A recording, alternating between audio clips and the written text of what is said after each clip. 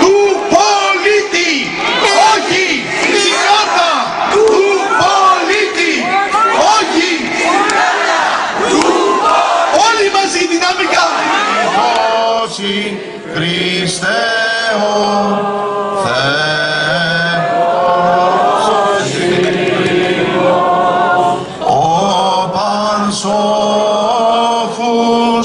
τους αλείς αναδείξαν. Κάτω τα χέρια από την Ορθοδοξία, κάτω τα χέρια από την πίστη μας, κάτω τα χέρια από την ιστορία του έθνους μας, κάτω τα χέρια από την ελευθερία που μας δώρισε ο Θεός.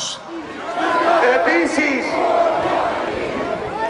συγκινητικό παράδειγμα είναι ότι ιερέας από το Αγρίνιο, ο πατήρ Παύλος, ήρθε απ' τη Βουλή, έσω είμαστε απ' τη Βουλή.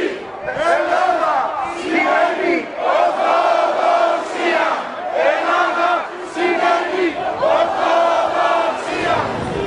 Έξω οι Εβραίοι απ' τη Βουλή, να βγουνε μέσα οι χριστιανοί. Γι' αυτό βροντοφωνάζουμε όχι στην κάρτα του πολίτη.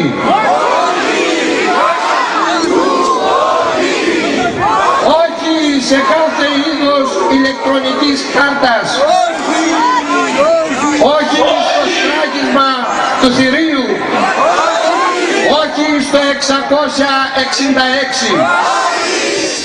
Είμαστε Έλληνες και ο τράχυλος του Έλληνα ζυγών δεν υποφέρει.